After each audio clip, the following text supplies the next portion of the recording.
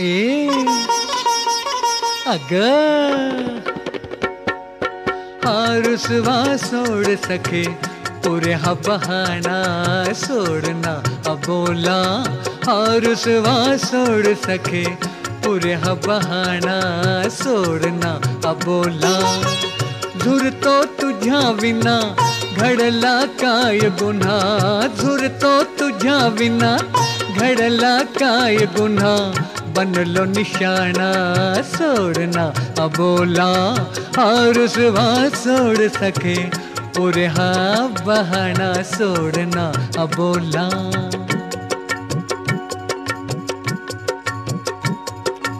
इश्काची दौलत उधळी तुझा हा नखरा मुखचंद्रा भवती कितीक फिरती नजरा फसवा राग तुझा अलबेला नशिला करी मदहोश मला नुरले भान आता राहला जीव खुळा नुरले भान आता राहला जीव खुळा पुरे हा बहाणा सोडना अबोला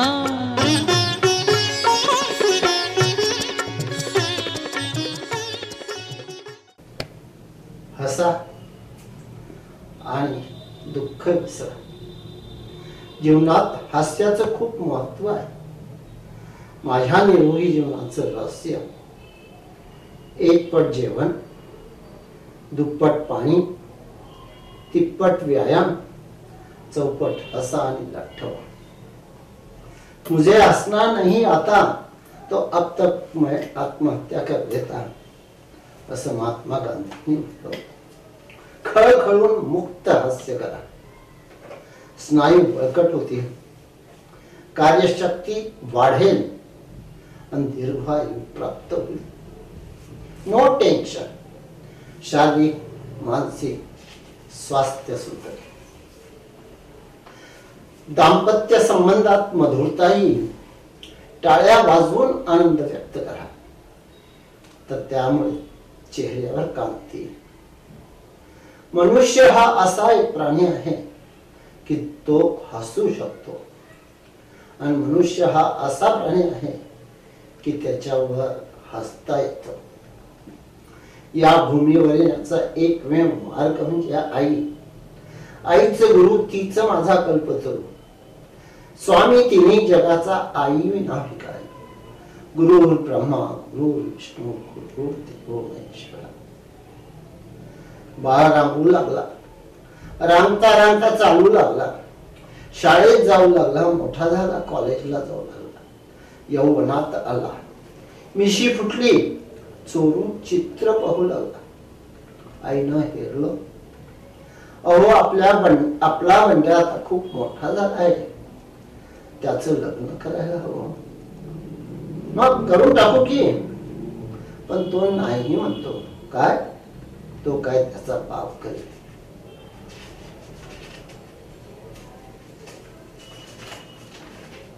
रोज कॉलेजला जाऊ लागला. कट्ट्यावर बसून सुंदरी शोधू लागला. देवाचा पुजारी डोळे लावतो आणि प्रेमाचा पुजारी मात्र डोळे मारतो.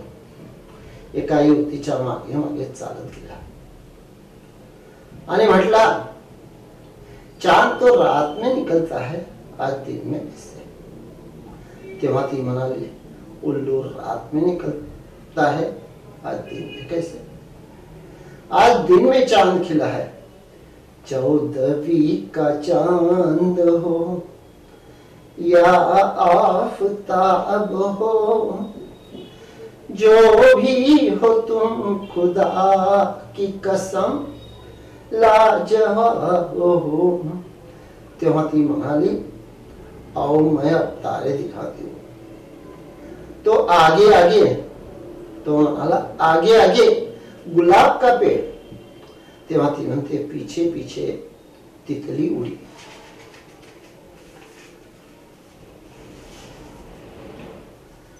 चित्रकार नाही तरी मी हृदयात तुझे शिल्प कोरले, चित्रकार नाही तरी मी नयनात तुझे चित्र काढले, कवी नाही तरी मी काव्य तुझ्यावर केले, शायर नाही तरी मी शब्द तुझेच गुंफले, चुकला नाही ना रंग कुठे कितीदा निरखून पाहिले, चुकला नाही ना शब्द कुठे पुन्हा पुन्हा वाचून पाहिले, मित्र नाही तुझा मी तरी तुझ्याशी मैत्री केली, प्रियकर नाही तुझा तरी मी तुझ्यावर प्रेम केले, नाही मिळाला प्रतिसाद तुझ्याकडून तरी मित्रत्वाचे नाते जपले, मात्र आजही मोबाईल मध्ये साठवलेले तुझे चित्र उराशी घेऊन फिरत आहे.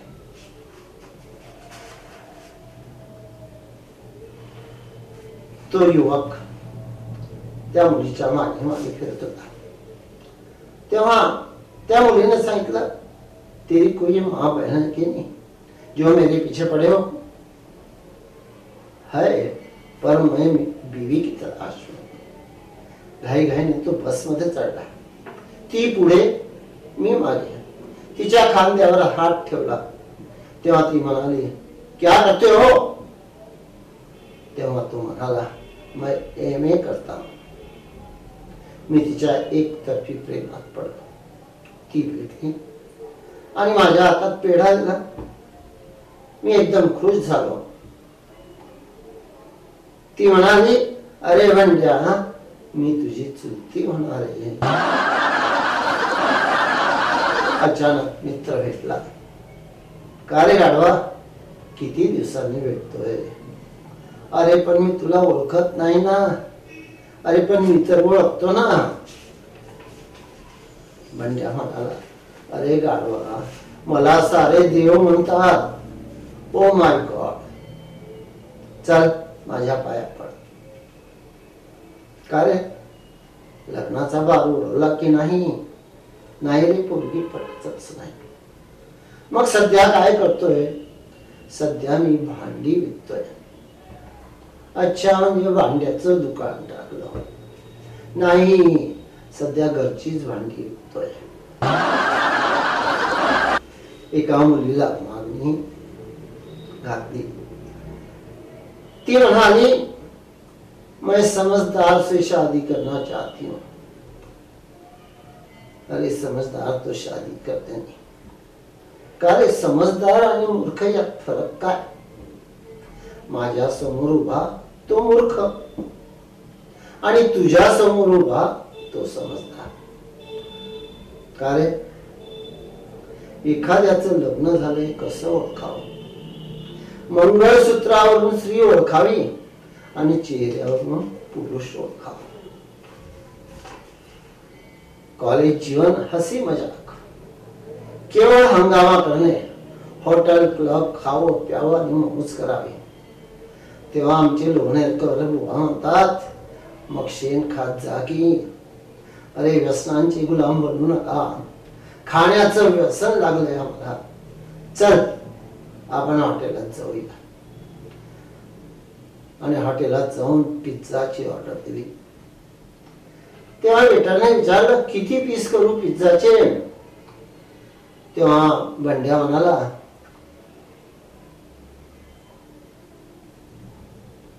वेटर होत, अरे 12 करू का 6 करू? नको नको, 12 जास्त होतील, 6च करा. आणि पुन्हा ऑर्डर दिली समोसाची. आणि समोसा त्याने टेस्ट केला. तेव्हा त्याने सांगितलं, अरे हा असा कसा समोसा? कालचा याच्यापेक्षा चांगला होता. अहो हा कालचाच समोसा आहे. त्यानंतर त्याने चहाची ऑर्डर दिली बंड्याने. एवढासा कप आणला. का रे, या चहाची किंमत किती? म्हणजे 5 रुपये या कपाची किंमत. एवढ्याशा कपाची 5 रुपये किंमत? मग काय वर्ल्ड कप येतो काय? चहाची टेस्ट घेतली आणि मी सांगितलं वेटरला, अरे हा असा कसा चहा? कुठे तुझे मालक? बोलव त्यांना.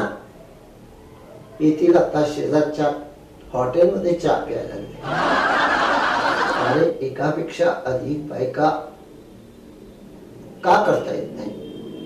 जो आपले रक्षण करू शकत नाही त्याला कायद्याने संरक्षण दिलेलं आहे. लग्नात हातात हात का घालतात? कुस्तीच्या आखाड्यात ही सलामी द्यावी लागते.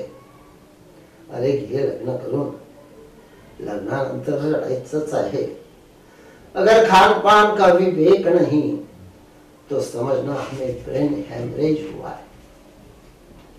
एकमेकांना आम्ही निरोप दिला. मी बसची वाट पाहत असलो आणि 1 तास झाला तरी बस आली नाही.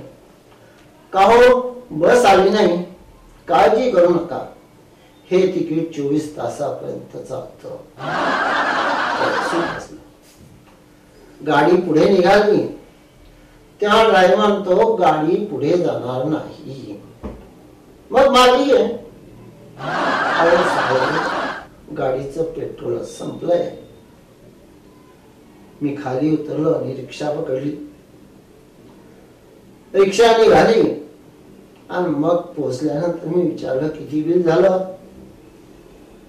मीटर दाखव.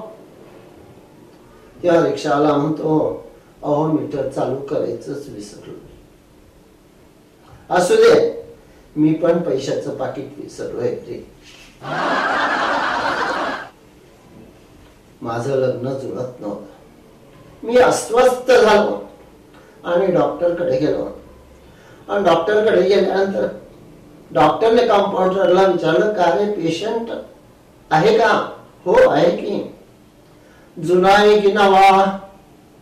अहो नवीन येतात कुठे. आतमध्ये गेलो. डॉक्टर मला कुठलंही व्यसन नाही, मला 100 वर्ष जगावंसं वाटतं, पण काय करू? तेव्हा डॉक्टर म्हणाले अरे 100 वर्ष जगावंसं वाटतं आणि तुला व्यसन कुठलंही नाही, मग जगायचं तरी कशासाठी? अहो डॉक्टर माझ्या छातीत धडधड होते. काळजी करू नका, मी मरेपर्यंत तुम्हाला हार्ट अटॅक येऊ देणार नाही. अहो डॉक्टर मला काल खोकला आला होता, तुम्ही औषध दिलं आणि माझा खोकला गेला, पण आज डोळा आला. काही काळजी करू नका, तोही जाईल. डॉक्टर माझी स्मरणशक्ती फार क्षीण झाली. असं? मग प्रथम बिल द्या, मग मी तपासतो.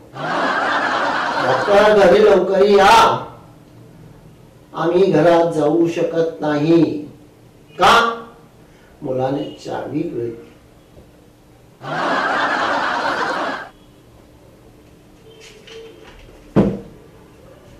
ती कॉलेजला गेली. मैत्रिणी बरोबर गप्पा मारत होती. तिने बोटाने दाखवलं. ही मुलं काय बोलतात काही समजत नाही. एवढा बोलका उभा आहे ना आपसात, काय बोलतात ते समजत नाही. अगं जे आपण बोलतो तेच ते बोलतात. एक युवा गीत गात होता, मेहंदी लगा के रखना. मैत्रीण तिची मैत्रीण तिला म्हणाली अगं मी एक चांगल्या पतीच्या शोधात आहे. तेव्हा ती म्हणाली अगं मी अविवाहित मुलाच्या शोधात आहे. अगं तो पहा त्याच्याशी माझं सूत जमलंय, पण फारच उंच आहे. छान, नेहमी तुझ्याकडे खाली नजर करून पाहिली, पण फार सोज्वळ. काय मजाल वर नजर करून पाहिली. अगं पण त्याचे दात पुढे आले. काय विचार करते? अगं लग्नानंतर दातच राहणार नाहीत. हसताना आपली दात दिसतात, स्वच्छ सुंदर आहेत. 2 वेळा दाताला घासावं. सज्जन मनाने सोज्वळ असतात. बायकोच्या शेजारीही अंतर ठेवून असतात. स्वतःच्या बायकोशी एकनिष्ठ असतात. चुकूनही दुसऱ्या सेवीकडे पाहत नाही. त्यांच्या ठाई बायकोशिवाय कुणीच नसतं. वाहत्या गंगेत पोहूनही कोरडेच राहतात. कधी कुण्या परस्त्रीवर डोळा नसतो. डोळ्याचा कधी गैरवापर करीत नाहीत. पाय कधी त्यांचा वाकडा पडत नाही. नित्य देवाच्या माळा जपत असतात आणि स्वतःच्या चारित्र्याला जपतात. कधी दुर्जनाच्या वाटेला जात नाही. बायको माहेरी गेली तर चोरून टीव्ही पाहतात आणि टीव्हीतील बायकांना मात्र डोळा भरून पाहतात. लागली कुणाची चाहूल तर चटकन टीव्ही बंद करतात. याशिवाय कोणतेही विनयभंगाचे पाप त्यांच्याकडून होत नाही. प्रत्येक क्षण त्यांनी संयमाने जपला. ही आहे त्यांच्या जीवन जगण्याची कथा. हे इंद्रदेवा, यांची कदर करा, यांचा आदर करा. जेव्हा येथील स्वर्गाला ठेवा तुमच्या संगतीला. रंभेला त्यांचे पाय चेपू द्या. अप्सरेला त्यांची सेवा करू द्या. म्हणजे पृथ्वीवरील सज्जनांच्या संख्येत वाढ होईल आणि दुर्जनांची संख्या कमी होईल. अगं, पण मी 25 वर्षाचा आणि तो मात्र 20 वर्षाचा. मग 5 वर्ष वाट पहा की. अगं, मी मोठी आणि तो लहान. मग त्यात काय समस्या एकदम होईल. आज्ञाधारक राहील. नवरा कसा असावा? खूप पैसे कमवणारा आणि सर्व पैसा आपल्या हाती देणारा. जोडून या धन उत्तम व्यवहार आहे. उपाशी आहे